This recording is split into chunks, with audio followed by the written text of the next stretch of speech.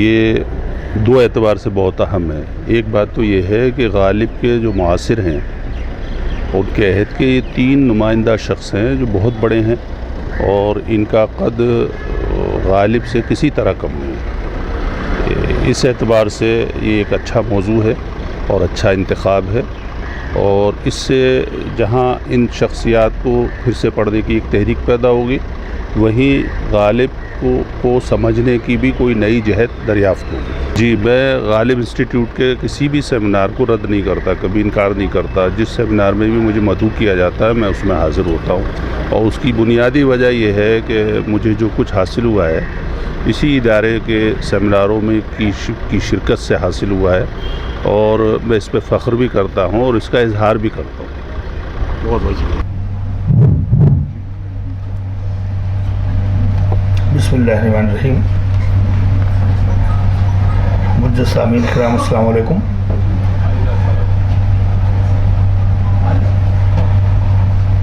غالب institute کی جانب سے 2 روزہ نیشنل قومی سیمینار، جس کی افتتاح کل ہو چکا ہے، آج اس سیمینار کا دوسرا دن ہے اور پہلے سیشن کا آغاز ہونا چاہ رہا ہے۔ میں بہت ہی احترام سے مؤدبانہ گزارش کروں گا کہ اس اجلاس کی صدارت کے لیے صدر شعبہ اردو پروفیسر نجمہ رحمانی صاحبہ اسٹیج پر تشریف لائیں۔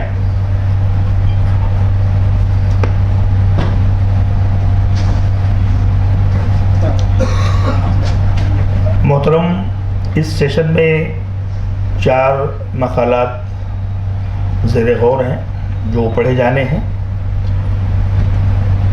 جن میں پروفیسر عمر کمال الدین صاحب کا مقالہ ہے، مجھے علم نہیں کہ آپ کا وہ عنوان کیا ہے۔ پروفیسر علیم اشرف صاحب ہیں، پروفیسر سید کلیم اصغر صاحب اور ڈاکٹر مشتاق تجاوری صاحب۔ ان کے مقالات سے آپ فیض یاب ہوں گے۔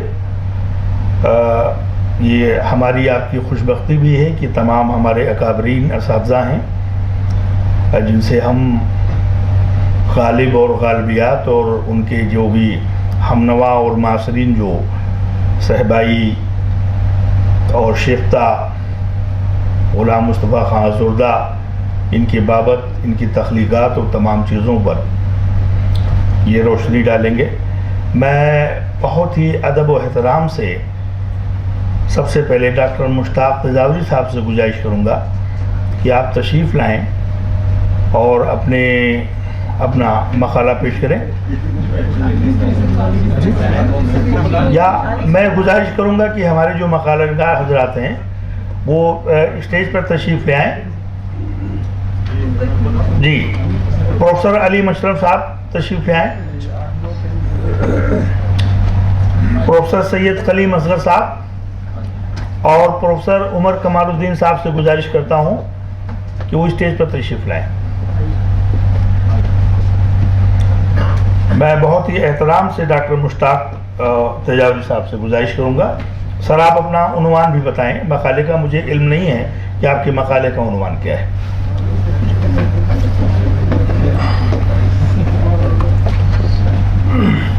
السلام علیکم، بسم اللہ الرحمن الرحیم۔ میرے مقالے کا موضوع ہے شیفتہ اور غالب۔ تو میں نے شیفتہ کی، نواب مصطفیٰ شیفتہ کی چیزیں پہلے پڑھ رکھی ہیں، اور ان کے رقعات بہت پہلے علی گڑھ میں ہی میں نے پڑھے تھے، اور خاص طور سے غالب کے نام جو ان کے خطوط ہیں وہ پڑھے تھے، میں نے نقل بھی کیے تھے۔ مجھے خیال نہیں تھا کہ کبھی لکھنا بھی پڑ جائے گا اس پر۔ جب میں لکھنے کے لیے مطالعہ کیا تو مجھے اندازہ ہوا کہ یہ مقالے کا موضوع نہیں ہے، بلکہ اس موضوع پر تو ایک مختصر کتاب ہو سکتی ہے، اور اس میں نے 5 پہلو رکھے ان کے حوالے سے۔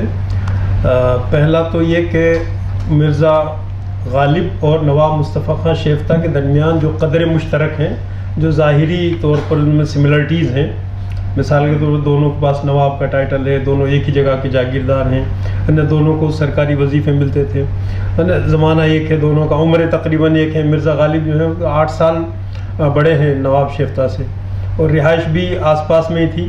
نواب شیفتہ کے 2 مکان دلی میں تھے، جہانگیر آباد ان کی جاگیر تھی، تو یہاں بھی وہ بہت کثرت سے رہا کرتے تھے، دونوں کے مشترک دوست تھے. تو ایک تو یہ پہلو تھا.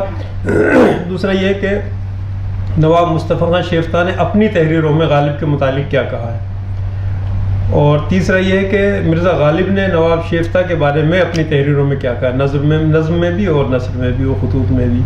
اور چوتھا یہ ہے کہ جو دونوں کے درمیان دو دوست احباب ہیں، مشترک دوست احباب ہیں، جیسے مثلا خواجہ الطاف حسین حالی جو مرزا غالب کے سمانح نگار ہیں اور وہ نواب شیفتہ کے یہاں ملازم ہیں، باضابطہ وہیں رہتے تھے. اسی طرح سے غلام علی وحشت جس کے بارے میں غالب کا مشہور شعر بھی ہے، وہ میں ابھی ذکر کروں گا. اثر تشریف رکھتے ہیں، بے بہر ہو جائے گا مجھ سے چونکہ شعر پڑھنا نہیں آتا. تو چند چیزیں میں پڑھ کے سناؤں گا، باقی انشاءاللہ ایسے ہی. تو مرزا اسد اللہ خان غالب اور نواب مصطفیٰ خان شیفتہ دونوں ہی اردو فارسی کے مایہ ناز شاعر و ادیب تھے. دونوں نے نظم و نثر میں گراں قدر اور پائیدار اہمیت کا حامل ذخیرہ چھوڑا ہے. دونوں کے خطوط کے مجموعے بھی ہیں، اور نواب مصطفیٰ خان کے نام غالب کے اور غالب کے نام نواب مصطفیٰ خان کے خطوط موجود ہیں. دونوں نے اپنی شاعری میں بھی ایک دوسرے کو خراج تحسین پیش کیا ہے، اور دونوں کے متعدد مشترک دوست بھی رہے ہیں. ان کے ضمن میں بھی ان کے تعلقات کی نوعیت اور انفرادیت آشکارا ہوتی ہے.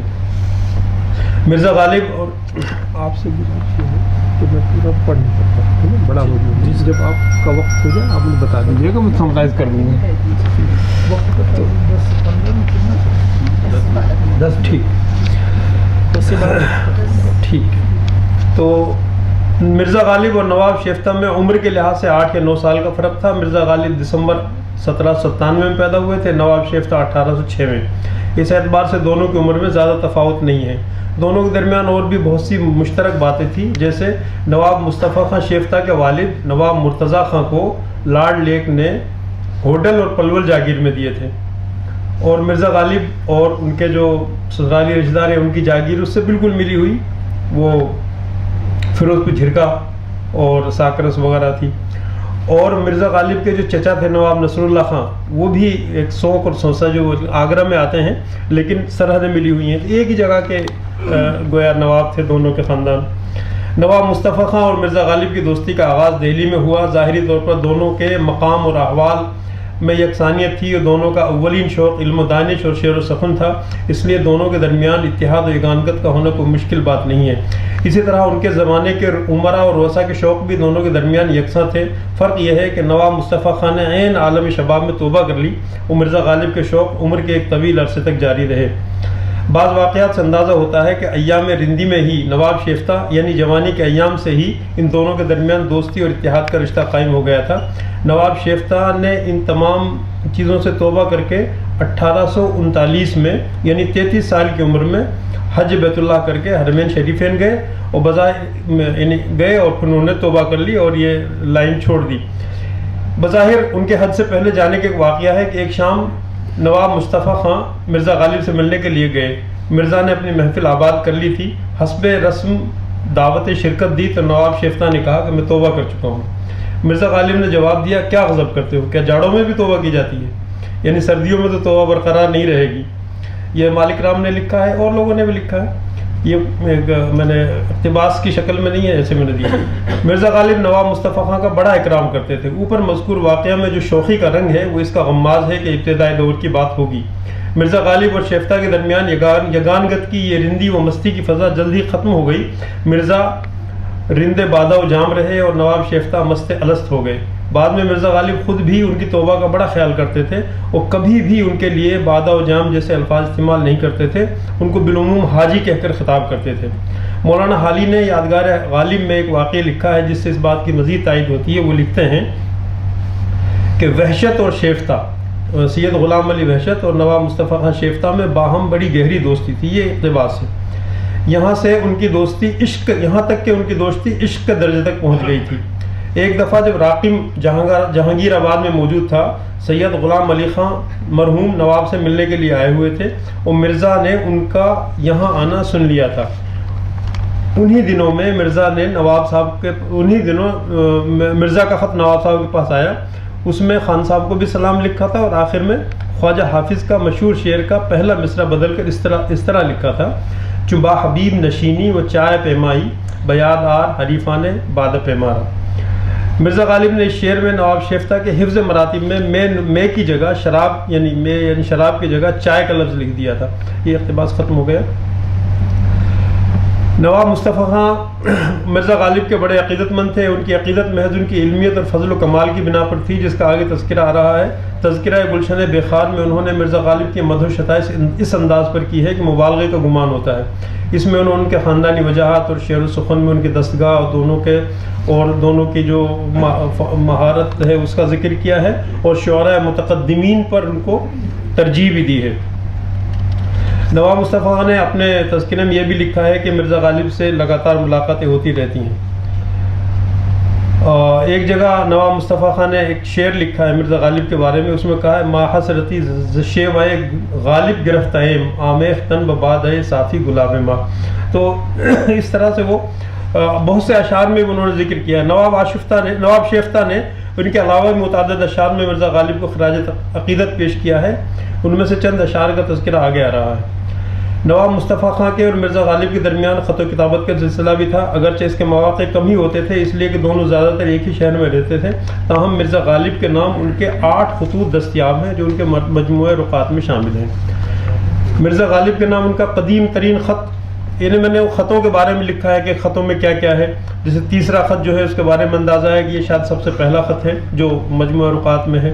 21واں خط بہت مختصر ہے. اس میں انہوں نے چند شعر غالب کی نظر کیے ہیں، جس میں ایک شعر یہ ہے اے حسرتی مپرس ز غالب کے از غزل آکار می کنت با فسون کردکس.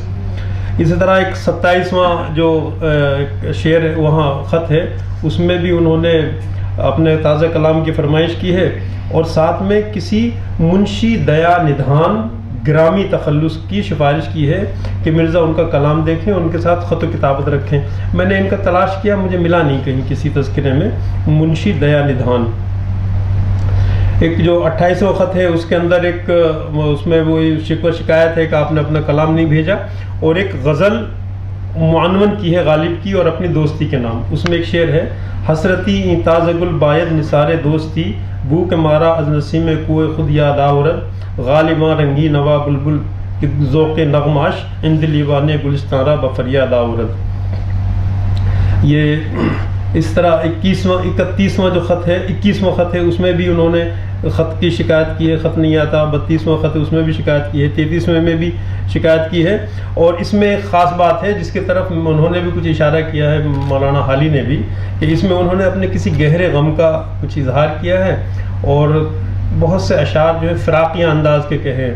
مولانا حالی نے اس کے اوپر کچھ شک کا اظہار کیا ہے کہ شاید اسی زمانے میں ان کے ساتھ ان کے کسی دوست کے ساتھ میں ان کی تکرار ہو گئی تھی، دوستی ختم ہو گئی تھی، اس کا اظہار غالباً اس میں تھا. اور اس کے بعد وہ اسی جو ایک طرح سے آشفتہ شریح میں جے پور چلے گئے تھے، اور پھر جے پور سے مرزا غالب کو ایک خط لکھا، اور اس میں لکھا ہے کہ میں بالکل اپنے وطن آنا نہیں چاہتا، لیکن 2-3 دوست ایسے ہیں جن کے بغیر رہا بھی نہیں جاتا، جن میں آپ بھی شامل ہیں. مرزا غالب کا بھی ذکر کیا ہے. اور اس کے بعد پھر وہ حج کرنے چلے گئے. تو جب حج کر کے آئے تو بمبئی سے ایک خط لکھا. یہ آخری خط ہے جو ان کے مجموعے میں موجود ہے. نواب شیفتہ کا ویسے بڑا گہرا تعلق تھا. ایک واقعہ ہے، تفصیل میں جانے کی ضرورت نہیں ہے، وہ آپ سب حضرات واقف ہوں گے. ان کو مرزا غالب کو ایک جوئے کے الزام میں گرفتار کیا گیا تھا 1847 میں. 2 دفعہ گرفتار ہوئے تھے. 1847 میں جوئے کا الزام تھا، اور وہ کوئی نیا وہ آیا تھا حوالدار کیا کہتے کوتوال، اس نے ان کو پکڑ لیا، اور بادشاہ نے بھی سفارش کی لیکن چھوڑا نہیں. تو اس زمانے میں بس اکیلے نواب مصطفیٰ خان شیفتہ تھے جو دلی آ کر کے ٹک گئے. اپیل کا سارا خرچ خود اٹھایا، ان کے گھر کے سارے اخراجات اٹھائے. وہ جیل تو کافی دن کی ہوئی تھی ان کی، لیکن وہ 3 مہینے میں رہا ہو گئے تھے. کچھ اور بھی چیزیں ہو گئی تھی، لوگوں کی سفارشیں بھی تھی. تو اس کا ذکر مختلف لوگوں نے کیا ہے. اور مولانا ابوالکلام آزاد کی کتاب ہے، انہوں نے بھی اس کا ذکر کیا ہے. اور مولانا ابوالکلام آزاد نے یہ بات نقل کی ہے نواب سر امیر الدین احمد خان والی لوہارو سے. یہ مرزا غالب یعنی نواب علائی کے بیٹے ہیں، اور مرزا غالب یہاں ان کا بچپن گزرا ہے، تو مستند بات ہے تقریباً.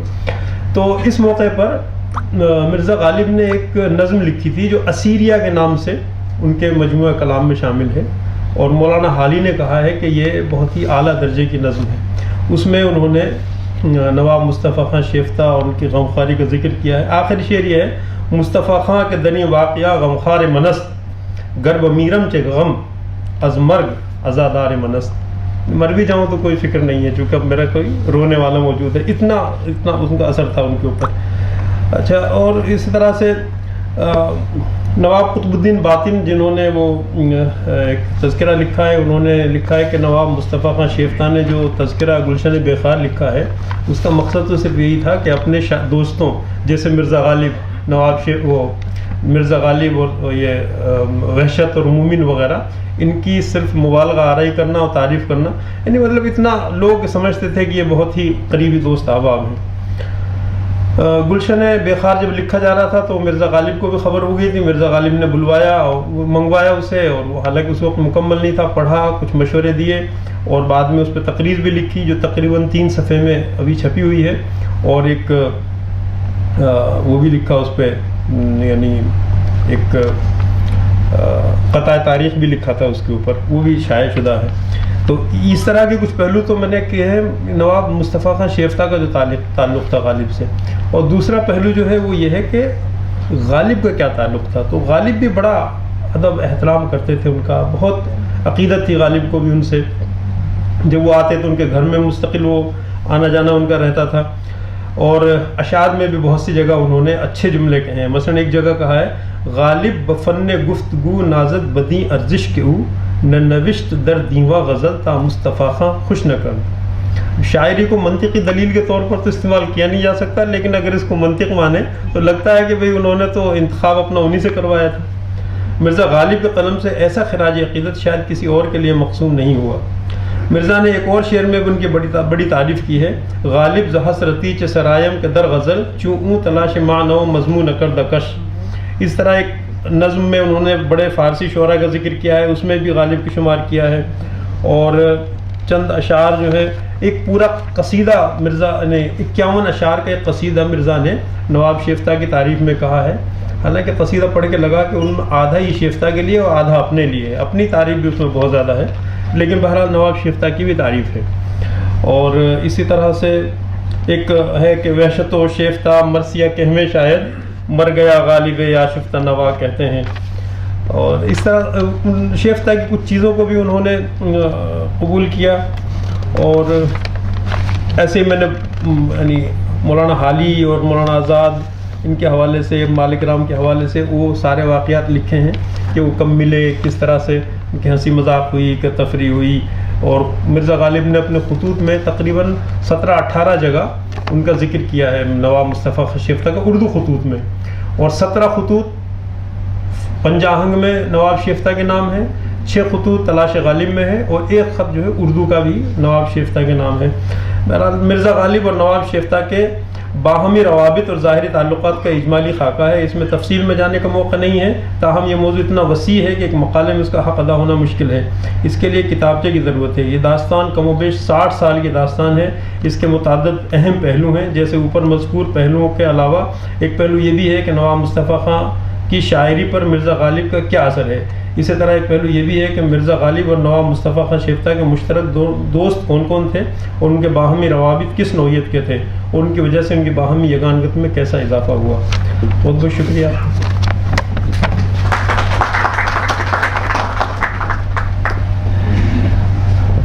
بہت شکریہ سر، مقررہ وقت پر آپ نے اپنا مقالہ ختم کیا. اب وہ ہمارے دوسرے مقالہ نگار استاد محترم پروفیسر علی مشرف صاحب ہیں. میں آپ سے درخواست کرتا ہوں کہ آپ تشریف لائیں. غالباً آپ کا بھی مقالہ غالب اور شیفتہ کے ہی حوالے سے ہے. آپ سے گزارش ہے کہ وقت کا خیال رکھیں گے، 10 سے 12 منٹ میں اپنی بات ختم کریں گے. شکریہ.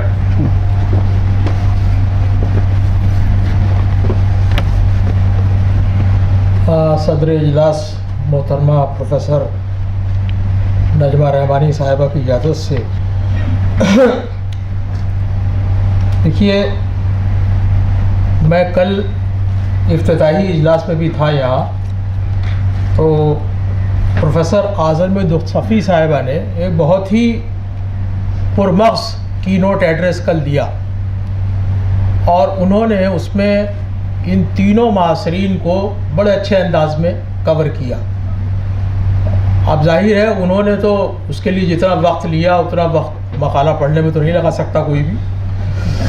تو اب 10 منٹ میں جو کچھ ہو سکتا ہے وہ میں اپنی جانب سے کوشش کروں گا کہ آپ حضرات کے درمیان رکھ سکوں. استاد محترم پروفیسر شریف حسین قاسمی صاحب یہاں موجود ہیں. ہمارے دوست عزیز پروفیسر عراق رضا زیدی صاحب اور دیگر اساتذہ جو یہاں تشریف رکھتے ہیں ان سب کی اجازت سے میرے مقالے کا جو عنوان ہے وہ ہے تذکرہ نگاروں میں شیفتہ کا مقام. فارسی اور اردو ادب کی تاریخ میں تذکروں کی اہمیت و افادیت سے کوئی انکار نہیں کر سکتا. ظاہر ہے اردو میں تذکرہ نگاری فارسی ادب کے زیر اثر آئی ہے. اسی لیے اردو تذکرے بھی ابتدا میں نثری حصے کو فارسی زبان میں اور شعر اردو میں لکھتے ہیں. جتنے ہمارے ابتدائی تذکرے ہیں اردو کے ان میں زیادہ تر میں نثر فارسی میں اور اشعار جو ہیں وہ اردو میں. یہ بھی سچ ہے کہ اردو تذکرہ نگاری کافی دیر سے شروع ہوئی اور میر تقی میر کا نکات الشعراء پہلا تذکرہ تھا اور اس کے بعد تذکرہ گلشن ہند لطف علی. یہ میں نے تھوڑی سی ایک تاریخ اس کی لکھی ہے, حالانکہ انہوں نے باندھ دیا 10-12 منٹ میں, تو یہ سب تو چیزیں نہیں بیان کی جا سکتی. میں اصل مقالے کی طرف آتا ہوں.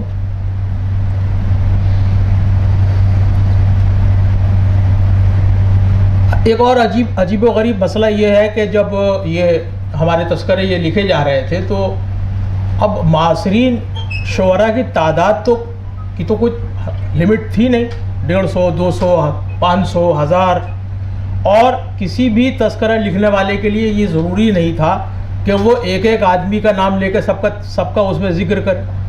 تو بہت سارے لوگوں کا ذکر اس میں چھوٹ جایا کرتا تھا.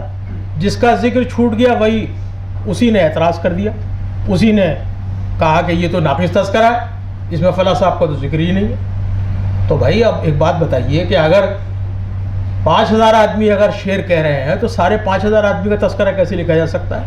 بڑا مشکل ہے. اور سب کا کلام ملنا اور اس پر رائے دینا تو بہت ہی پیچیدہ کام ہے. تو یہ بہت دن تک یہ مسئلہ بنا رہا کہ فلاں صاحب کا ذکر چھوڑ دیا گیا اور فلاں صاحب کا ذکر نہیں کیا گیا اور ان کا ذکر اچھے الفاظ میں نہیں کیا گیا, ان کا بیان ٹھیک نہیں ہے. اس طرح کی باتیں بہت تذکروں میں یہ ملتی ہیں ہمیں. بہرحال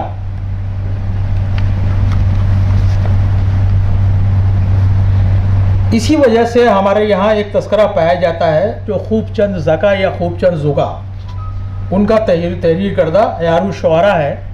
انہوں نے اس میں 39 سال صرف کیے صرف اس لیے کہ کوئی شاعر کسی شاعر کا ذکر نہ رہ جائے, کہیں وہ میرا گریبان پکڑے گا, بھائی میرا تو ذکر ہی نہیں کیا تم نے. 39 سال لگائے اور پھر بھی کچھ لوگ رہ گئے.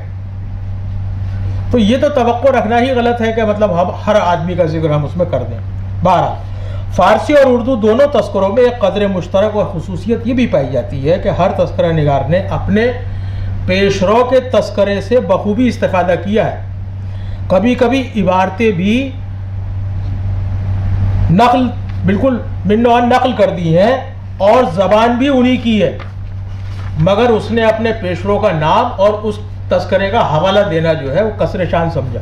ذکر ہی نہیں کرتے, لکھ دیتے ہیں, نقل کر دیتے ہیں, لیکن بات نہیں کرتے کہ کس کا ہے, کہاں سے لیا انہوں نے حوالہ. یہ بھی اس دور کا ایک خاص رویہ اور ایک انداز ہے.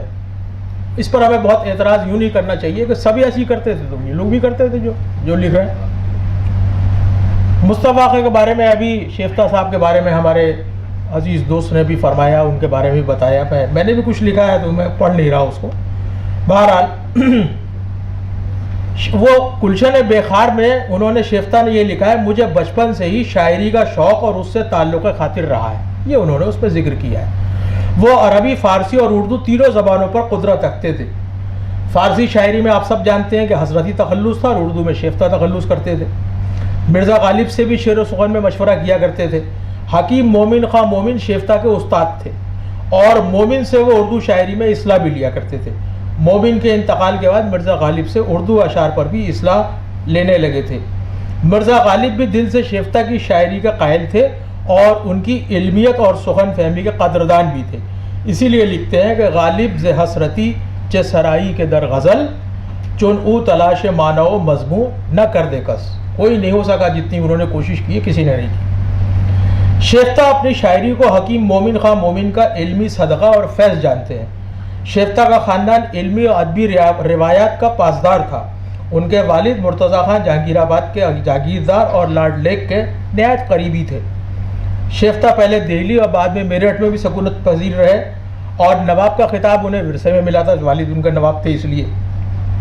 ان سب کے باوجود وہ خود کے لیے بہت ہی نہایت انکساری کے الفاظ اپنے لیے استعمال کرتے ہیں، جیسے ہیچ مدان، احقر، ان الفاظ کا استعمال خود کے لیے کرتے ہیں۔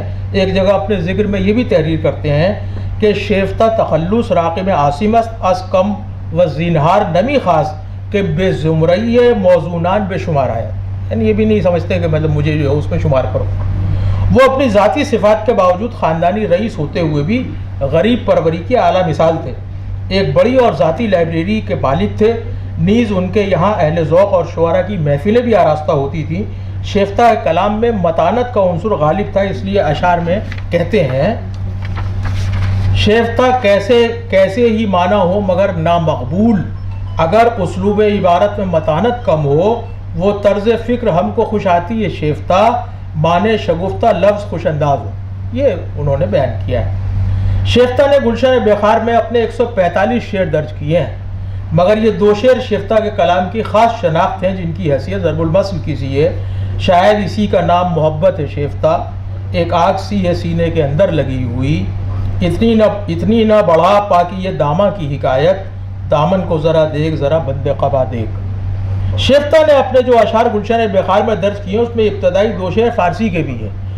شنیدم کے در روز امید و بیم، بدان را بے نیکان بے بخشت کریم، تو ہم ار بدی بینی اندر سخن، بے خلق جہان آفرین کارکن۔ شیفتہ اپنی شاعری پر تبصرہ کرتے ہوئے گلشن بخار میں لکھتے ہیں کہ شاعری کے ضمن میں اگرچہ میرا ایک خاص اسلوب ہے، لیکن میرا مزاج فارسی کے ہر اسلوب سے مطابقت رکھتا ہے، کیونکہ ہر انداز کا شعر کہتا ہوں اور تمام میں میرا ایک خاص اسلوب بھی ہے۔ یعنی ایک طرح سے اپنی تعریف بھی کر رہے ہیں کہ بھائی میں فارسی کے تمام اسلوب میں بڑا ماہر ہوں۔ شیفتہ کو اس کا بھی شکوہ تھا کہ شاعری کے باعث بڑے کاموں اور قابل قدر فنون کے حاصل کرنے میں روک لگتی ہے۔ بہرحال یہاں ہمارے حاضرین میں بہت سے شعراء بھی موجود ہوں گے، وہ اس بات کے گواہ ہوں گے کہ اگر ہم سارا وقت شاعری میں لگا دیں گے تو اور باقی کام کرنے کے لیے وقت کم پڑتا ہے، تو وہ اس کو یہ بھی انہوں نے لکھا ہے کہ روک لگتی ہے۔ اب کافی مدت سے میں شاعری سے زیادہ سروکار نہیں رکھتا ہوں، شیفتہ کہہ رہے ہیں، مگر دوستوں کی تحریک سے کبھی کبھی دل کی واردات شعر کے سانچے میں ڈل جاتی ہے، اور یہ سلسلہ مہینوں میں نہیں بلکہ برسوں کے بعد ہوتا ہے، یعنی بہت کم شعر کہتے تھے۔ گویا شیفتہ نے اپنے دوسرے کاموں کو شاعری پر فوقیت دی ہے۔ یہ بھی درست ہے کہ اردو شعراء کے بہت سے تذکرے لکھے گئے ہیں، لیکن شیفتہ کے گلشن بخار سے تذکرہ نگاری میں ایک نئے باب کا آغاز ہوتا ہے۔ یہ پہلا تذکرہ ہے جس میں شاعروں کے کلام پر ایک متوازن اور مناسب انداز میں اظہار خیال درج کیا گیا ہے، اور اشعار کا انتخاب بھی اچھا اور معیاری ہے۔ اس میں قطب الدین باطن کے گلستان بے خزان جو نغمہ اندلیب کے نام سے بھی مشہور ہے، اس میں اس تذکرے کا بھی ایک بہت منفی رول لوگوں نے، ہمارے ناقدین نے درج کیا ہے کہ اس نے جو ہے وہ پوری کوشش کی کہ کسی طرح گلشن بخار کو مسخ کر دیا جائے، اس کو جو ہے وہ بدنام کیا جائے، اچھا نہیں ہے، یہ نہیں ہے۔ لیکن بقول پروفیسر محمود الہی کے، وہ کہتے ہیں کہ گلستان بے خزان معروف بن نغمہ اندلیب نے گلشن بخار کی تصویر کو مسخ کرنے کی کوشش کی، لیکن تاحال اس کے حسن قبول پر آنچ نہیں آئی۔ یہ ان کا بیان ہے اس سلسلے میں۔ شیفتہ بحیثیت شخص بہت انصاف پسند تھے اور معاصرین کا بالعموم لحاظ کرتے، انہیں محبت اور ادب سے یاد کرتے، مگر شاعری کے معاملے میں اکثر کسی کی زیادہ تحسین سے بھی گریز کیا کرتے تھے۔ یہ بات صحیح ہے، گریز کرتے تھے، لیکن گلشن بخار میں ایسے بہت سی جگہیں ہیں جہاں انہوں نے بیجا تعریفیں بھی کی ہیں، اس میں بھی کوئی شک نہیں ہے۔ گلشن بخار کے امتیازی اوصاف میں یہ کہا جا سکتا ہے کہ اپنے آپ میں ایک منفرد اور دستاویزی حیثیت کا تذکرہ ہے، جسے شیفتہ نے 2 سال کی مدت میں مکمل کیا تھا۔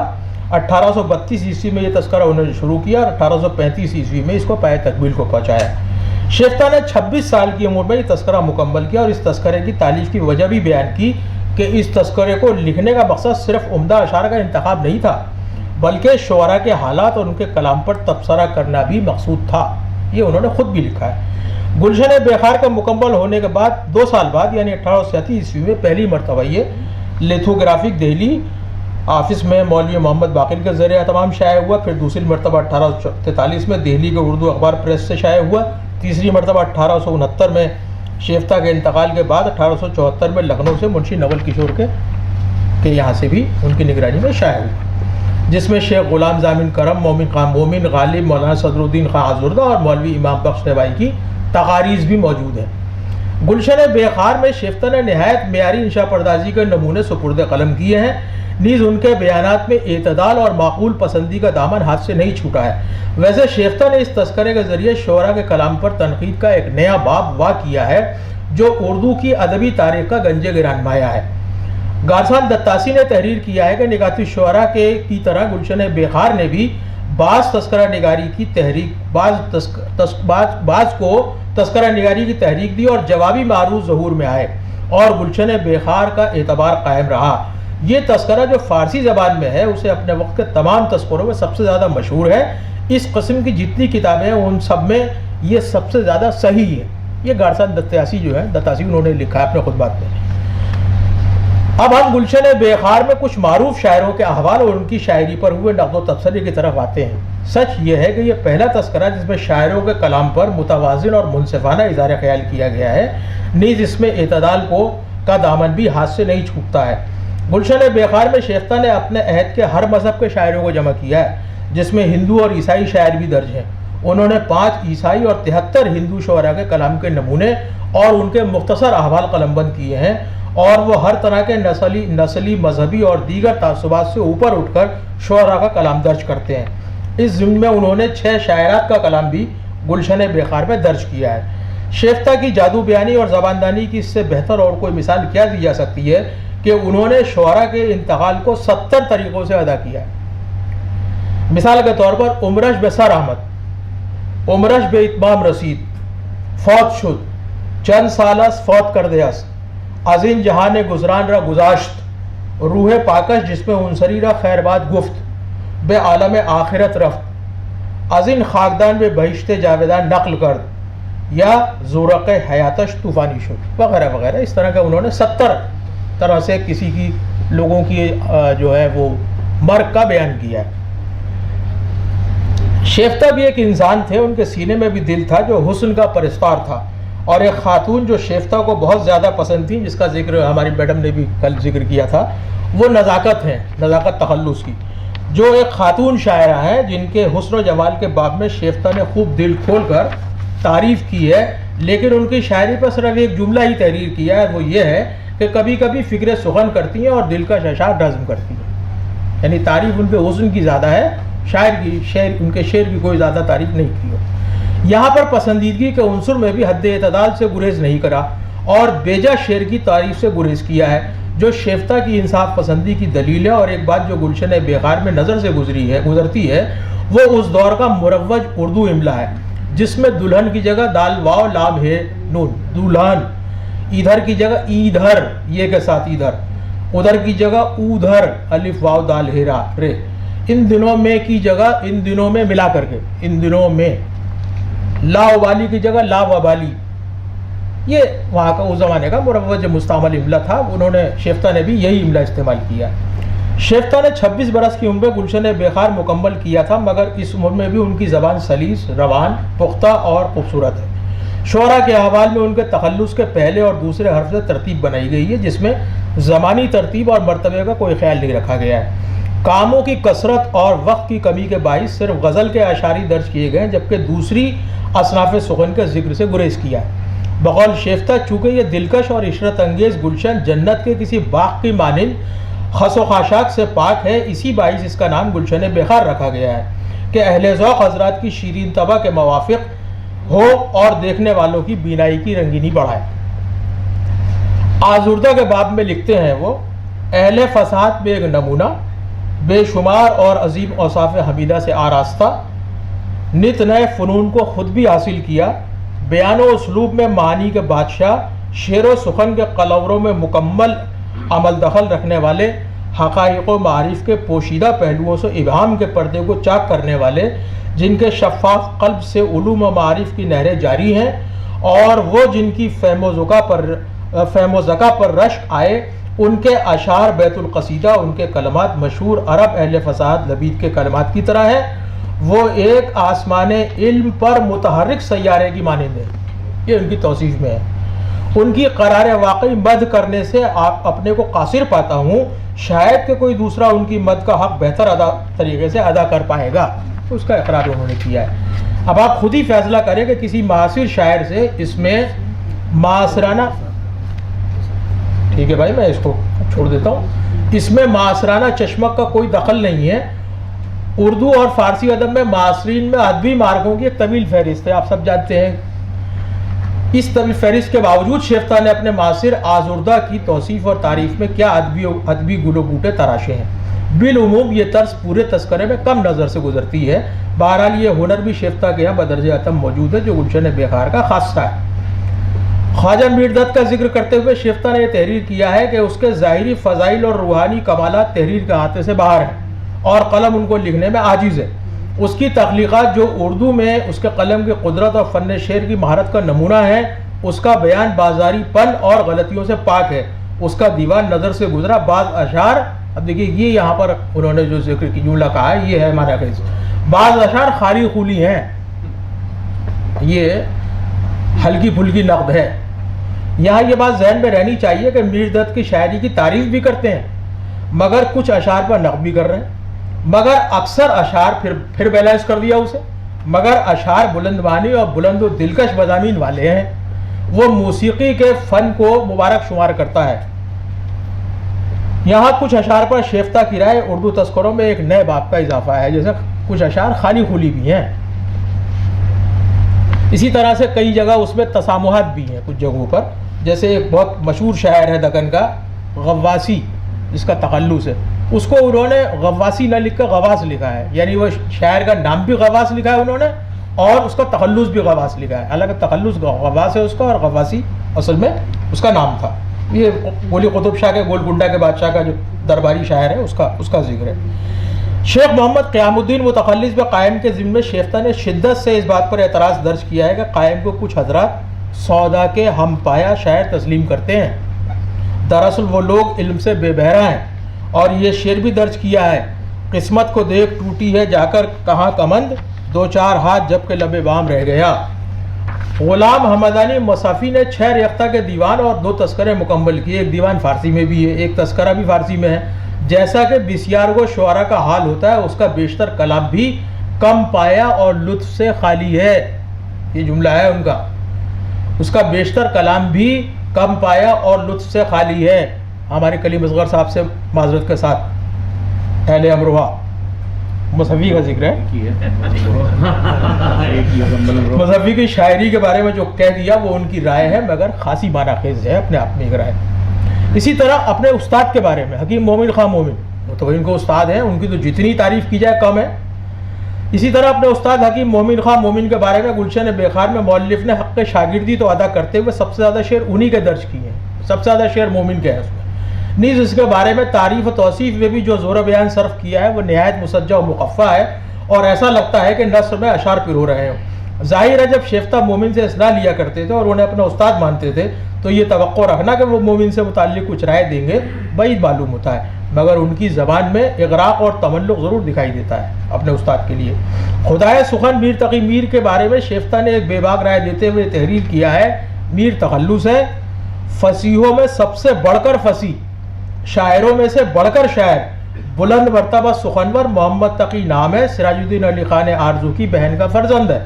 اس کے مزاج میں لطافت کوٹ کوٹ کر بھری ہے، اس کا قلم گویا کاغذ پر چمن سجاتا ہے۔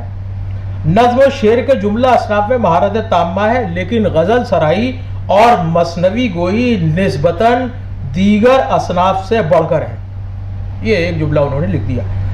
اس کے کلام میں پستی و بلندی دونوں نظر آتے ہیں، اپنے استاد کے بارے میں لکھ رہے ہیں۔ اصناف سخن میں اس کے قصیدے میں عمدہ فکر نہیں ملتی، حالانکہ اس کی غزل کہیں زیادہ بلند مرتبے کی ہے، اسی طرح اس کا قصیدہ پست مرتبے کا ہے۔ یہ لیجیے قصیدہ جو ہے، اپنے استاد کا قصیدہ کہہ رہے ہیں کہ پست درجے کا ہے، وہ بہت اچھا قصیدہ نہیں کہتے استاد ہمارے۔ یہاں شیفتہ کی ہمت کو شاباش ہے جو خدائے سخن کی شاعری پر بھی بے لاکھ نقد و تبصرہ کر رہے ہیں اور حق بیانی انجام دے رہے ہیں۔ اسی طرح سے میں نے اور بھی امام بخش ناسخ کے بارے میں لکھا ہے، اور پھر آخر میں صرف میں ایک یہ شاعرہ کا بہت ذکر ہوا ہے کل سے آج تک، اس کے بارے میں تھوڑا سا پڑھ کر کے اپنے اس کو مقالے کو ختم کرتا ہوں۔ گلشن بیخار میں شیفتہ صرف خاتون شاعرہ نزاکت کا ذکر بہت آب و تاب سے کرتے ہیں، جس سے ایسا محسوس ہوتا ہے کہ شیفتہ کو ان سے ایک قلبی لگاؤ تھا۔ اسی لیے خاتون شاعرہ کی توصیف میں شیفتہ نے اپنی جادو بیانی کا قلم توڑ دیا ہے، اور یہ عبارت اور یہ ہنر بالعموم بے سابقہ ہے۔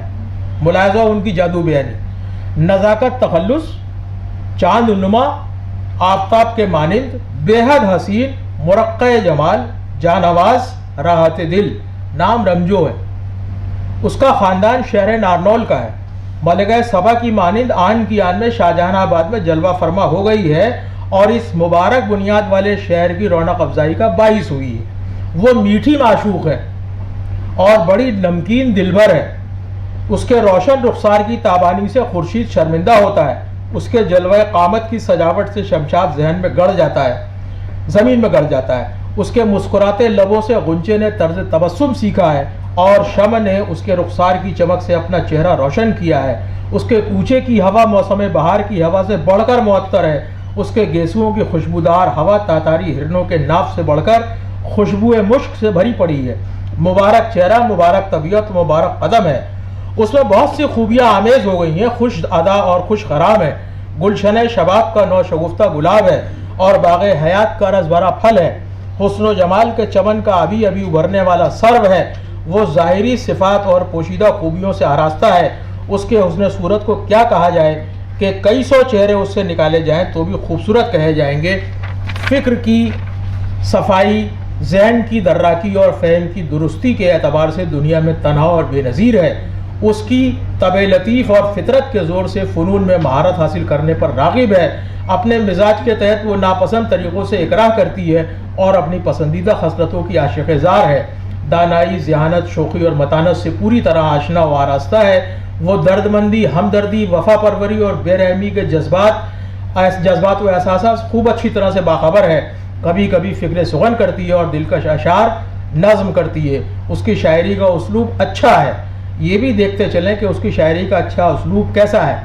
بس کے رہتا ہے یار آنکھوں میں، بے نظر بے قرار آنکھوں میں، محفل گل رخا میں وہ عیار، لے گیا دل ہزار آنکھوں میں۔ شیفتہ کی شعلہ بیانی، جادو بیانی، تبلغ و اغراق و مبالغے کی انتہا اس پورے حوالے میں ان کے عاشق مزاج اور حسن پرست ہونے پر دال ہے۔ شیفتہ نے گلشن بیخار میں خاتمہ درج کیا اور اس میں خود قطعہ تاریخ کہا ہے، وہ فارسی میں ہے، حسرتی چن گلشن بیخار نیست، تازہ و خرم بے عالم گلشن، اس طرح سے، جس سے 1250 برآمد ہوتا ہے۔ اس تذکرے پر حکیم مومن خواہ مومن نے اردو میں تاریخ رقم کی ہے۔ اسی طرح نواب فخر الدین محمد خواہ متخلص بخرد نے بھی فارسی میں قطع تاریخ درج کیا، اور مومن خواہ مومن کی ایک جامع تقریض اور محمد صدر الدین خواہ آزردہ نے بھی تقریض رقم کی ہے۔ بہرحال آخر میں بطور نتیجہ یہ کہا جا سکتا ہے کہ گلشن بیخار میں شیفتہ نے زیادہ تر شعراء کا کلام بھی ان کے احوال کے ساتھ درج کیا ہے، اور ذاتی طور پر بنا کسی تعصب کے ان پر نقد و تبصرہ بھی کیا ہے۔ اس طرح اردو شعراء کے تذکروں میں گلشن بیخار نے ایک نئی طرز کی بنیاد ڈالی جو آئندہ آنے والے تذکروں میں بھی دکھائی دیتی ہے۔ بہت بہت شکریہ۔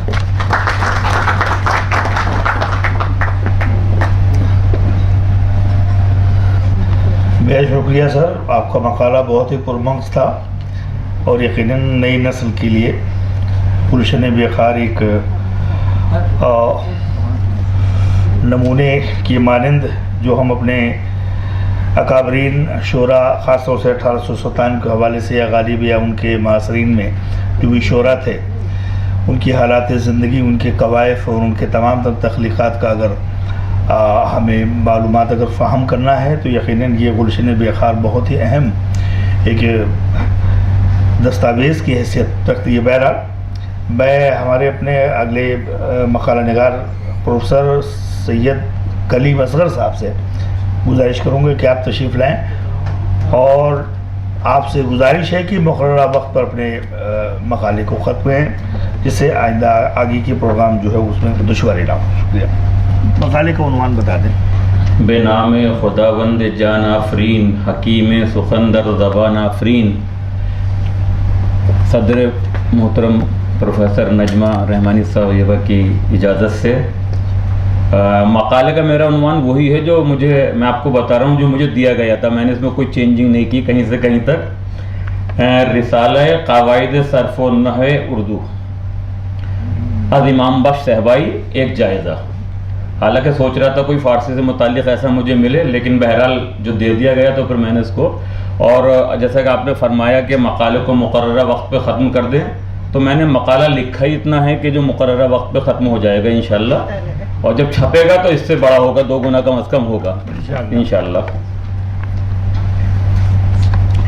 یہ بات دلچسپی سے خالی نہیں کہ دنیا کی اکثر زبانوں کے قواعد و ضوابط کے مرتب کرنے میں اکثر و بیشتر اہل زبان کے بجائے غیر ملکی حضرات نے پیش قدمی کی ہے. اہل زبان کے اس تغافل کی وجہ یہ پائی گئی ہے کہ وہ اس زبان کو اپنی مادری زبان تسلیم کر کے زبان کی صحت و عدم پرکھنے کے لیے وہ اپنی قوت ناطقہ و سامعہ پر اکتفا کرتے ہیں. یہی صورتحال اردو زبان کے ساتھ بھی پیش آئی. ہندوستانی زبان یعنی اردو کے قواعد سے متعلق سب سے پہلے لاطینی زبان میں ایک جرمن اسکالر جان جوشا کیٹلر نے ایک کتاب تصنیف کی. اس کے بعد متعدد یورپی مشترقین نے کئی کتابیں مذکورہ موضوع پر تالیف کی جس نے اہل زبان کی توجہ کو مرکوز کیا، اور انہوں نے اردو زبان کے قواعد و لغت کے میدان میں قدم رکھا. اردو میں سب سے پہلے انشاءاللہ خواہاں انشا نے پہلی کتاب تالیف کی جو 1848 میں مرشد آباد میں زیبر طب سے آراستہ ہوئی. اس کے بعد انگریزی اور اردو میں قواعد کے موضوع پر مختلف کتابیں مختلف عنوانات کے زیر منظر عام پر آئیں. کتب قواعد اردو کی اس فہرست میں مولوی امام بخش صاحبائی کی کتاب قواعد صرف و نحو اردو کا نام بھی سر فہرست ہے. مولوی امام بخش صاحبائی دہلوی کی شخصیت کسی تعارف کے محتاج نہیں.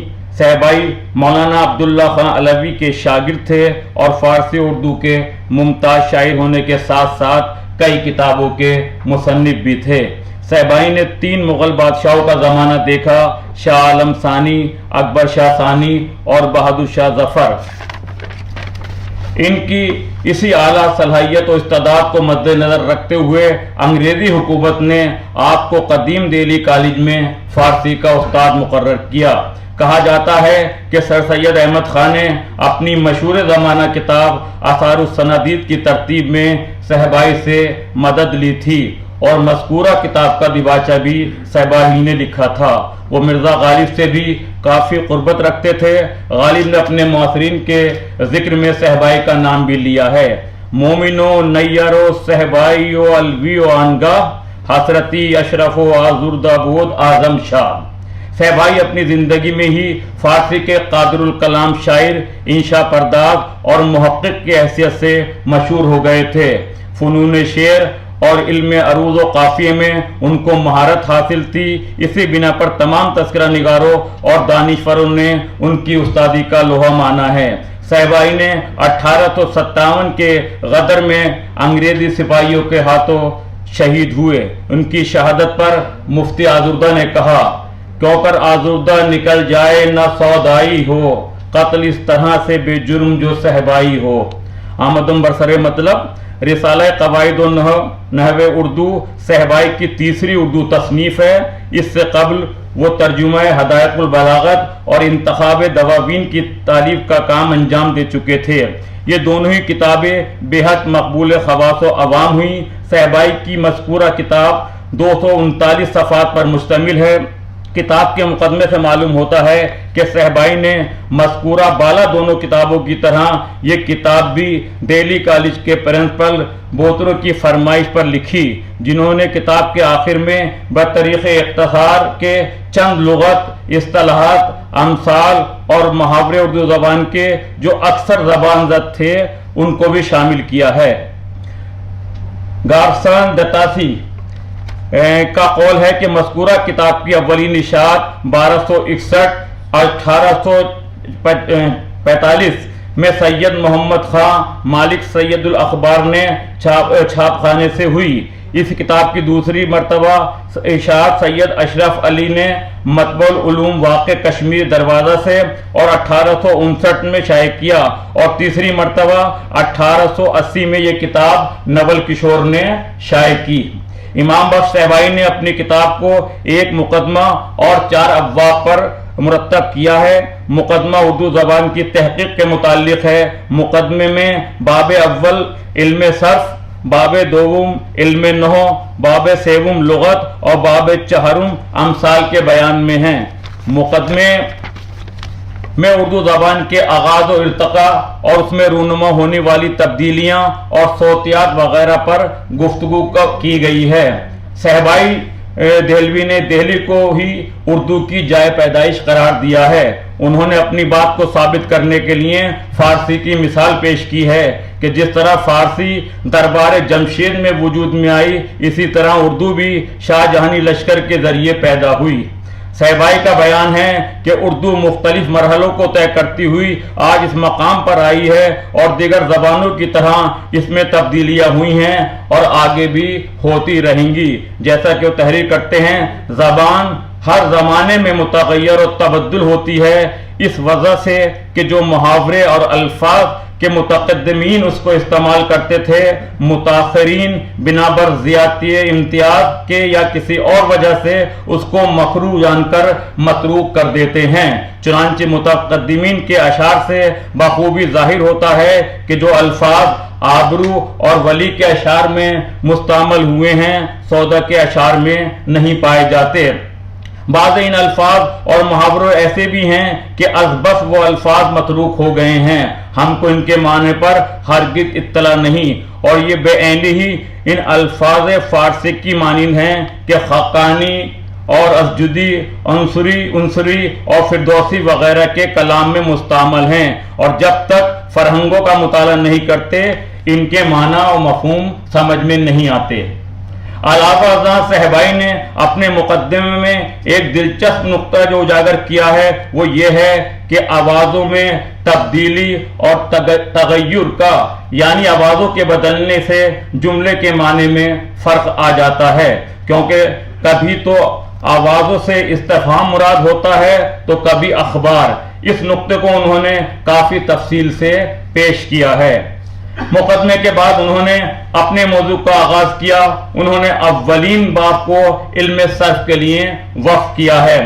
مذکورہ باب میں 4 فصلیں ہیں۔ پہلی فصل میں صرف کے معنی و مطالب پر روشنی ڈالی گئی ہے، تو دوسری فصل میں مصدر کے بیان سے متعلق گفتگو کی گئی ہے۔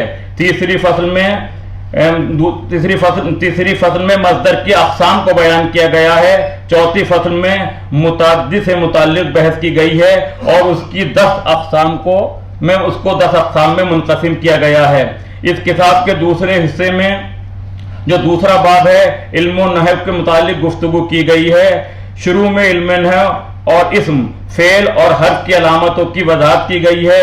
اس کے بعد 3 ابواب میں اس گفتگو کو تفصیل سے بیان کیا گیا ہے۔ صاحبائی کی کتاب میں دیے گئے قواعد کے مطالعے سے معلوم ہوتا ہے کہ صاحبائی نے اردو قواعد نگاری میں فارسی قواعد کی تقلید کی ہے۔ جیسے فارسی قواعد کی اصل عربی صرف و نحو ہے، یہی اس کتاب کا ایک طریقے سے عیب بھی ہے، لیکن اس کے لیے صاحبائی کو ذمہ دار نہیں ٹھہرایا جا سکتا، کیونکہ ان سے پہلے کے قواعد نگاروں نے بھی عربی قواعد کی تقلید کی ہے۔ حتیٰ صاحبائی کے بعد بھی یہ سلسلہ مدتوں تک جاری رہا۔ اردو ادب میں مولوی عبدالحق وہ پہلے ادیب ہیں جنہوں نے اس تقلید کی مخالفت کی، اور ان کا یہ قدم مقبول عام ہوا۔ قدیم اردو قواعد نگاروں کی قواعد نگاری میں ایک چیز دیکھی جا سکتی ہے، وہ یہ کہ قواعد کی سند شعراء کے اشعار سے پیش کرتے ہیں، اور اس معاملے میں صاحبائی اور بھی پیش نظر آتے ہیں۔ انہوں نے اس رواج کی رسم کو دل کی گہرائیوں سے نبھایا۔ مندرجہ ذیل مثال ملاحظہ فرمائیں۔ ایک جگہ آئے ہے اور آوے ہے کی وضاحت کرتے ہوئے لکھتے ہیں، اگرچہ عوام شاہجہان آباد کی ان الفاظ کو اکثر محاوروں میں بھی استعمال کرتے ہیں، لیکن فصحا یہاں کے کم بولتے ہیں، اور اگر ان کے کلام میں پایا جاتا ہے تو برسبیل شاد، جیسے کہ اس شعر شیخ ابراہیم ذوق سلمہ اللہ تعالی کے بیت وارے شور محبت خوب ہے چھڑکا نمک، استخا میری ہما کس کس مزے سے کھائے ہے۔ علاوہ ازیں صحبائی صرف شعرا کے کلام سے سند پیش نہیں کرتے، بلکہ جہاں بھی کہیں کسی شاعر کے شعر کو قواعد کے خلاف پایا اس کی نشاندہی اور اپنا تنقیدی نظریہ بھی پیش کیا۔ مثلا لفظ تاثیر کی تذکیر و تانیث کی بحث سے متعلق فرماتے ہیں، لفظ تاثیر کا زمانہ حال کے روزمرہ میں موافق قاعدہ ہی کے مستعمل ہے، یعنی حروف تہجی میں 21 حروف مؤنث مستعمل ہیں اور ان میں ایک تے بھی ہے، الا اس شعر میں سودا نے مذکر باندھا ہے۔ سالہا ہم نے صنم نالے شبگیر کیا، آہا ایک روز تیرے دل میں نہ تاثیر کیا۔ صحبائی نے اپنی کتاب میں لغت و امثال بھی درج کیے ہیں، جس کی ایک مثال مندرجہ ذیل ہے۔ بس ختم ہو گیا۔ مثلا ہاتھا پائی یا جنگ، مشت و لگت وغیرہ اس طرح کی چیزیں جو ہیں تو وہ استعمال کیا ہے۔ ہاتھا پائی ہوئی کچھ ایسی کہ پھر، ہاتھا پائی ہوئی کچھ ایسی کہ پھر ان کی انگلی چڑھ گئی چٹنس۔ دراصل مذکورہ کتاب میں باب سیبم و چہرم ایک خاص توجہ کا حامل ہے۔ اس میں انہوں نے روزمرہ کے محاورات اور ضرب الامثال کو مفصلاً اور صراحتاً پیش کیا ہے۔ یہاں مختصراً اس کتاب کے ماخذ پر گفتگو کرنا بھی لازمی ہے۔ ویسے تو صحبائی نے اپنی تحریر میں کہیں بھی کسی ماخذ کی طرف کوئی اشارہ نہیں کیا، البتہ انہوں نے لغت کے بیان میں عبد الواسع کے رسالہ لغت ہندی کا نام ضرور لیا ہے، جس سے علم ہوتا ہے کہ انہوں نے اس سے استفادہ کیا ہے۔ اور اسی کے ساتھ یہ بات بھی بعید از قیاس نہیں کہ صحبائی نے دیگر ماخذ سے بھی استفادہ کیا ہوگا، چونکہ صحبائی کی اس کتاب کی تصنیف سے قبل بھی قواعد سے متعلق کتابیں اردو میں لکھی جا چکی ہیں۔ اپنے مقالے کے آخر میں مذکورہ کتاب کی افادیت کے بارے میں دو نمایاں شخصیات کی رائے پیش کرنا ضروری سمجھتا ہوں۔ اول گارسا دتاسی کی، جو یہ ہے، ان کی قواعد اردو اس وجہ سے اور بھی زیادہ قابل قدر ہے کہ اس کے آخر میں ضرب الامثال اور محاورات کی ایک فہرست درج ہے۔ اور دوسری بابا اردو مولوی عبدالحق، جن کا یہ بیان ہے کہ اردو و صرف و نحو پر بھی ایک اچھی کتاب لکھی ہے، جس کے آخر میں بے ترتیب حروف تہجی اردو کے محاورات اور کہیں کہیں ضرب الامثال بھی درج ہیں۔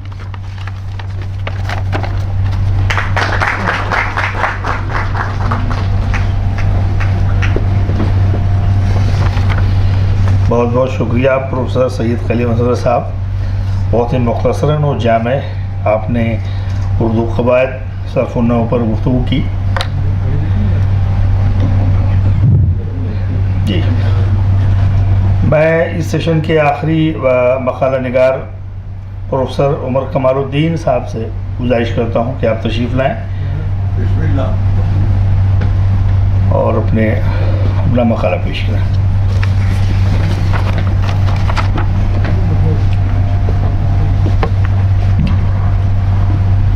بسم اللہ الرحمن الرحیم۔ صدر صاحبہ کی اجازت سے مقالے کا عنوان گلشن بے خار پر ایک نظر۔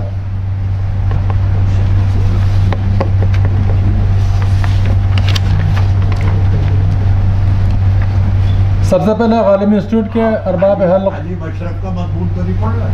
ہاں پتہ چل جائے گا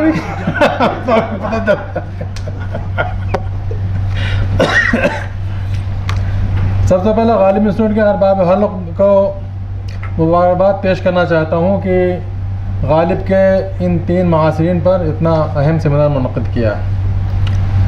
بہرحال یہ عرض ہے کہ شیفتہ کی جو دہلی تھی وہ غالب، ذوق، مومن، شاہ نصیر، صحبائی، آزردہ، نظام الدین ممنون، حافظ عبد الرحمن احسان، حکیم نصر اللہ خان، خوب چند زکا و زکا جو بھی ہوں، عبداللہ خان علوی وغیرہ، سعادت خان رنگین جیسے اساتذہ فن کی زمزمہ سنجی اور سرگرمیوں سے رشک بغداد و نازش شیراز تھی۔ اس زمانے میں اردو فارسی کی مشاعروں کا عام رواج تھا اور بہت سے اردو فارسی تذکرے اس زمانے منظر عام پہ آئے۔ بہرحال یہ گلشن بے خار کے مختلف اشاعتوں، اس کے ترجموں اور اس کے جواب میں نصر اللہ خوشکی اور قطب الدین باطن کے جوابات اور باقی جو چیزیں جو خاطب ہے کہ زمرے ماتم، ان کو میں چھوڑ رہا ہوں۔ اب سیدھا یہ اصل موضوع کی طرف آ رہا ہوں۔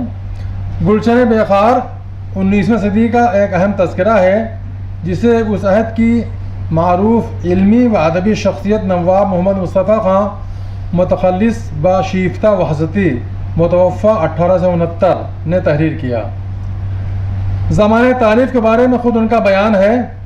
ابتدائی ان کارنامہ میں وہ ایرانی کے بجائے ہندوستانی فارسی استعمال کروں گا یہاں پہ، جو زبان پہ وہ چڑھا ہوا، چونکہ یہ ہندوستانی ایک ادیب نے لکھا ہے۔ ابتدائی ان کارنامہ ابتدائے سال 2248 ہجرت بودہ و انتہا در انتہاء 2050۔ اس تذکرے کی روح سے ان کا بیان ہے کہ 2 اور 3 سال یعنی تقریباً 2.5-3 سال میں انہوں نے تذکرے کو مرتب کیا۔ تذکرہ مذکور کی تالیف شیفتہ نے اپنی کسی نہایت عزیز دوست کی فرمائش پر کی ہے، جس کے نام کا اظہار وہ بربنائے مصلحت نہیں کرنا چاہتے ہیں۔ ان کا بیان ہے: با امتثال امر یکے از احبہ روحانی کہ آرزوی جان و جان آرزوست، دل پیشتر از زبان زبان بتسلیم کشاد، و این بار ننگ و عار بر سر و گردن من نہاد۔ اس تذکرے میں اردو شاعری کے زمانے آغاز سے 13ویں صدی ہجری کے وسط تک کے شعراء کے احوال اور شاعری پر تبصرہ اور نمونہ کلام درج کیا گیا ہے۔ تاہم بعض داخلی شہادتوں سے یہ اطلاع بھی فراہم ہوتی ہے کہ تالیف کے بعد بھی شیفتہ نے اس میں کچھ اضافے کیے ہیں۔ وہ تفصیلات جو ہیں میں چھوڑ رہا ہوں۔ شیفتہ نے واضح طور پر اپنی تالیف کا مقصد ظاہر کرتے ہوئے یہ لکھا ہے کہ عمدہ اور معیاری اشعار کے انتخاب کے علاوہ اس تالیف میں کوئی دوسرا جذبہ کار فرما نہیں ہے، اور نہ ہی وہ بھرتی کے شعراء کے ذکر سے اسے بوجھل بنانا چاہتے ہیں۔ اس سلسلے میں گلشن بے خار کی عبارت ملاحظہ ہو: چوں مد نگاہ ازیں تالیف و مطمع نظر ازیں تصنیف، گرد آوردن اشعار دل آراست، نہ شمار اسامی شعراء، ازاں کی سامائے فریب بیتے بنظر نرسی۔ نوازیں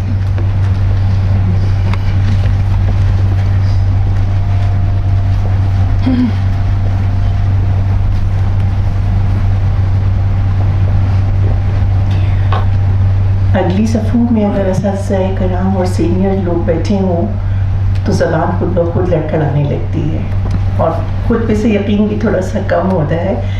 شریف صاحب موجود ہیں، عراق صاحب، شمس مدانی صاحب وغیرہ کئی لوگ سامنے موجود ہیں۔ مبارکباد سب سے پہلے غالب انسٹیٹیوٹ کو ایک بہترین سیمینار کے انعقاد کے لیے اور ایک بہترین سیشن کے لیے بھی۔ غالب ایک عہد ساز شخصیت، عہد ساز یوں بھی کہ وہ عہد اردو ادب کے لیے، ملک کی سیاسی اور سماجی فضا کے لیے ایک سنگ میل کی حیثیت رکھتا ہے۔ ظاہر ہے ہم یہ توقع کرتے ہیں کہ سیمینارز ہوں گے، مذاکرے ہوں گے یا بات ہوگی، تو اس میں ایک پہلو یہ ہوتا ہے کہ ہم لوگ ریفریش ہوتے ہیں۔ بہت سی چیزیں جو ہم وقت کے ساتھ ساتھ جن پہ گرد بیٹھتی جاتی ہے، سیمینارز، مذاکرے یا گفتگو مباحثے، اس گرد کو صاف کر کے چیزوں کو پھر سے شفاف حالت میں ہمارے سامنے لاتے ہیں۔ وہ اشخاص ہوں، وہ حالات ہوں، وہ کلام ہو، وہ فن ہو، ہمیں ہمیشہ ایک ریفریشنگ کی ضرورت رہتی ہے. تو سیمینارز کا ایک مقصد یہ ہوتا ہے اور سیشن نے اس مقصد کو بخوبی پورا کیا. سیمینارز کا ایک مقصد اور بھی ہوتا ہے,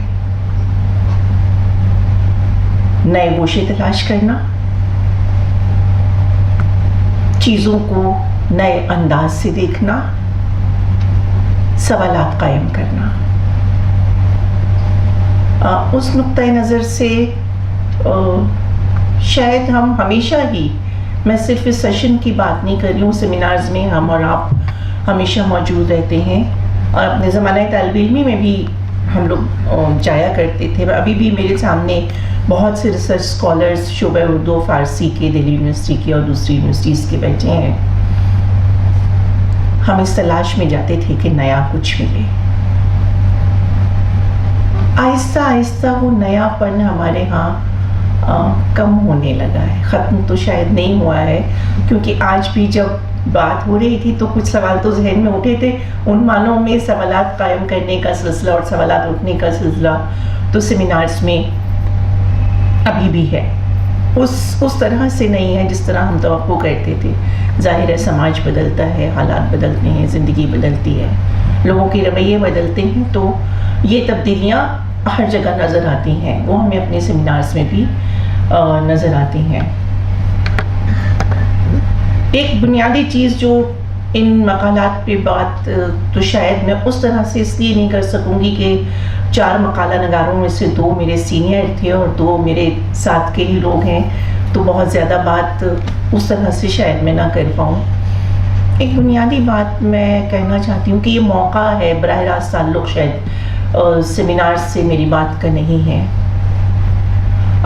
ڈاکٹر مشتاق صاحب نے یہاں کھڑے ہو کے جو پہلے 2-3 جملے کہے تھے اس پہ مجھے اپنی رائے رکھنی ہے, جن کا ظاہر ہے ان کے پرچے سے کوئی تعلق نہیں تھا, لیکن ایک عمومی بات کہی تھی. ادب اور مذہب کو ہم لوگ ایک دوسرے سے نہ ملائیں. میں سلام کروں گی یا میں سلام نہیں کروں گی, میرے سلام کی ستائش وہاں سے ہوگی یا مقرر ارشاد ہوگا یا نہیں ہوگا, یہ میں کسی مذہبی مجلس میں ضرور توقع کروں گی. لیکن میں ادبی مجالس میں, ادبی تقاریب میں اگر میں مذہب کو حاوی کر کے کوئی بات کروں گی تو میں ادب سے انصاف نہیں کروں گی, اور اگر مذہبی مجلس میں میں ادب کو شامل کر دوں گی تو میں مذہب سے انصاف نہیں کروں گی.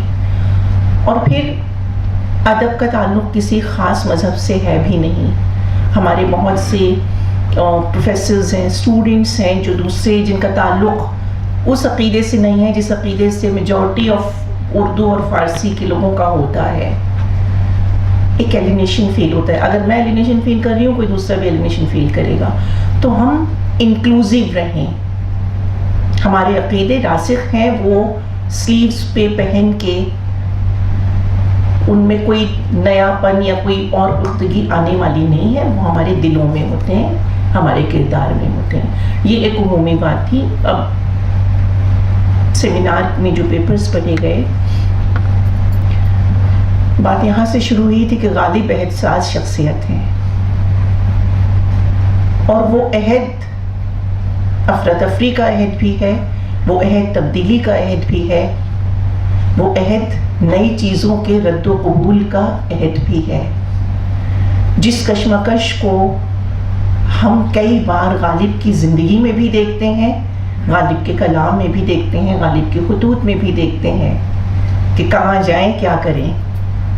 ایمان اور کفر کے درمیان جو ایک جنگ ان کے ہاں, ایک کشمکش ان کے ہاں رہتی ہے, جس کا اثر کسی حد تک حالی قبول کرتے ہیں, بلکہ شاید کافی قبول کرتے ہیں. وہ انہوں نے غالب سے قبول کیا یا اپنے حالات سے, یہ ایک علیحدہ سوال ہو سکتا ہے, ایک نئے سرے سے اس پہ بات کی جا سکتی ہے.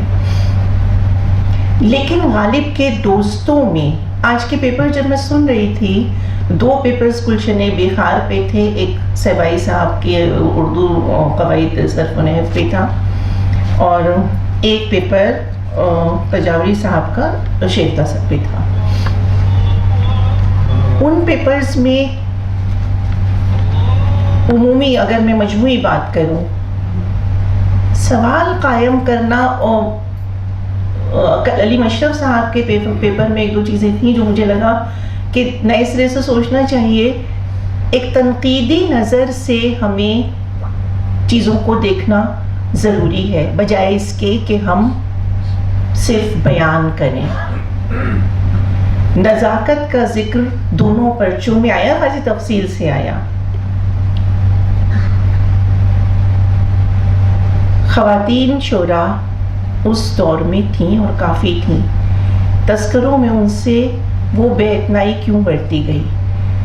نزاکت کا ذکر اگر آیا تو اس لیے نہیں آیا کہ وہ شاعرہ ہیں. نزاکت کا ذکر اس لیے آیا کہ صاحب تذکرہ نگار انہیں پسند کرتے تھے.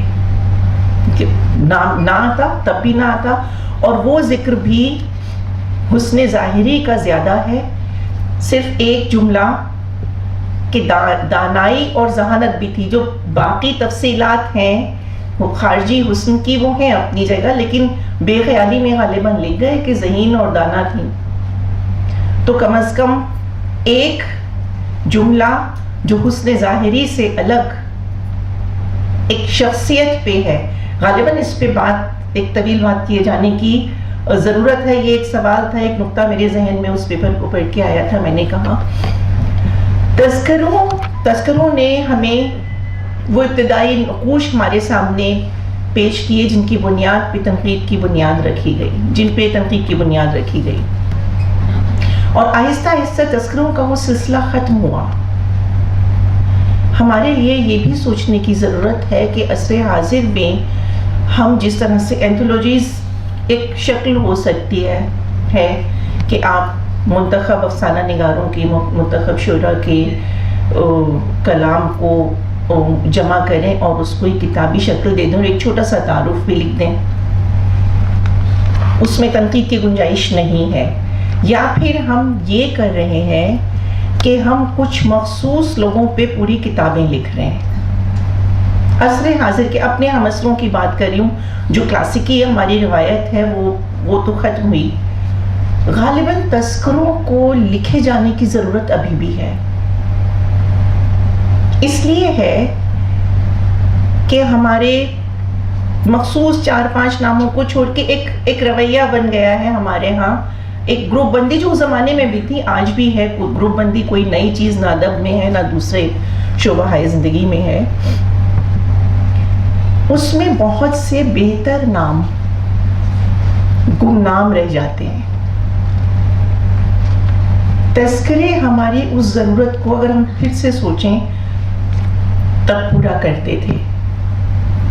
اس ضرورت کو ایک نئی شکل میں، ضروری نہیں ہے کہ اسی طرح کی روایت کو، ایک نئی شکل میں ہم چھوٹے چھوٹے انٹروڈکشنز کے ساتھ یہ کام آج بھی کر سکتے ہیں. اور ہمیں کرنا چاہیے کہ تاریخ کے اوراق سے وہ بہتر نام، ظاہر ہے سب کے بہتر کا سب کا اپنا ایک انتخاب ہے. میرا بہتر آپ کے بہتر سے الگ ہو سکتا ہے. تو 4 لوگ تذکرے لکھیں اور اپنے بہتر لوگوں کو اس میں چھوٹے چھوٹے انٹروڈکشنز میں شامل کریں تو غالباً ادبی تاریخ میں بہت سے نام محفوظ رہ جائیں گے جو ہم ایک سیلاب میں ایک موج کے ساتھ بہتے ہوئے ہم بہت ساری چیزوں کو بھولتے ہیں. تو وہ بھلائے نہ جا سکیں کسی موقع پہ. جیسے آج ہم تذکروں کے ذریعے کچھ نام ہمارے سامنے آئے ہیں جو عام حالات میں غالباً اگر وہ تذکرے نہ ہوتے تو ہم صحبائی کے، شیفتہ کے، آزردہ کے، غالب کے، مومن کے، داغ کے سوا دوسرے نام شاید نہ جانتے. وہ نام ہم اس لیے جان رہے ہیں کہ تذکروں نے ہمیں دیے. آج بھی اگر اس طرح کے کچھ کام کیے جا سکیں تو وہ اردو ادب کی تاریخ میں ایک اضافہ ہوگا. یہ ظاہر ہے میرا ذاتی خیال ہے، اس میں گنجائشیں ہیں اس کو رد کرنے کی بھی اور اس میں اضافہ کیے جانے کی بھی. صرف و نحو قواعد تو تھوڑی سی دکھتی رنگ ہو گئی آج کل ہماری زبان. فارسی کے لوگ یہاں بیٹھے ہیں، ان سے اچھی زبان تو ہم نہیں جانتے اردو، لیکن زبان کی جو حالت ہوئی ہے، قواعد کی جو حالت ہوئی ہے، تذکیر و تانیث کی جو حالت ہوئی ہے، اس سے ہم سب واقف ہیں۔ عراق رضا صاحب مسکرا رہے ہیں، وہ شاید میری بات کا اشارہ سمجھ گئے ہیں۔ کسی بھی سماج میں زبان پہلے ہوتی ہے اور قواعد بعد میں مرتب کیے جاتے ہیں۔ قواعد زبان کی بنیاد نہیں ہوتے، قواعد کی بنیاد زبان ہوتی ہے۔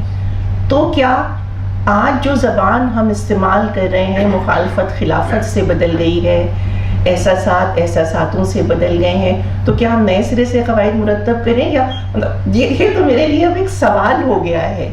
جس تواتر کے ساتھ، جس تیزی کے ساتھ ہماری زبان میں میرے نقطۂ نظر سے غلط تبدیلیاں ہو رہی ہیں، ہم ان کی تصحیح کی کوشش کریں یا ہم ان تبدیلیوں کے اعتبار سے اپنے قواعد کو نئے سرے سے مرتب کریں؟ یہ نئی نسل کے لوگ یہاں بیٹھے ہیں، میرا تخاطب انہی سے ہے۔ سینئرز کی زبان شاید میری زبان بھی میرے بعد کی نسل کی زبان سے الگ ہو گئی ہے۔ قواعد پہ صحبائی صاحب نے جو لکھا، مولوی عبدالحق صاحب کی کتاب بھی اب تو پرانی ہو گئی، حالانکہ ہم آج بھی جب ہم ابتدائی اردو سکھاتے ہیں اور قواعد میں مولوی عبدالحق صاحب کی زبان کو کے قواعد کی کتاب کو نمونے کے طور پہ پیش کرتے ہیں اور وہیں سے طلبہ کے لیے چیزیں لیتے ہیں۔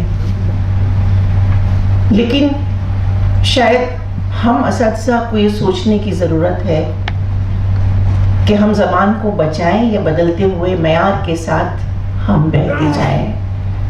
اس سیشن کے یہ 1-2 سوال اور نکات تھے جو میرے ذہن میں تھے اور جو میں نے آپ لوگوں کے سامنے پیش کیے۔ چاروں مقالہ نگار ایک بہترین تیاری کے ساتھ آئے تھے اور بہت اچھا، بہت کم وقت میں بہت کمپیکٹ مقالے پیش کیے۔ چاروں مقالہ نگاروں کو بے حد مبارکباد، شکریہ۔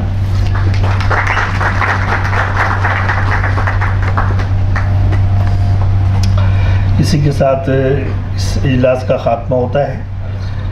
ہم صمیم قلب سے تمام جو سامعین ہیں ان کا شکریہ ادا کرتے ہیں، شکر گزار ہیں کہ آپ کی تشریف آوری غالب انسٹیٹیوٹ کے لیے باعث رحمت ہوئی، اور ساتھ ہی ساتھ غالب انسٹیٹیوٹ کے منتظمین کا بے حد شکریہ کہ انہوں نے اس طرح سے بہت ہی عمدہ ایک پروگرام کا انعقاد کیا اور اجلاس بہت ہی کامیاب رہا۔ آپ تمام سبھی حضرات کا بے حد شکریہ۔ اب چائے کا وقفہ ہو چلا ہے، شکریہ۔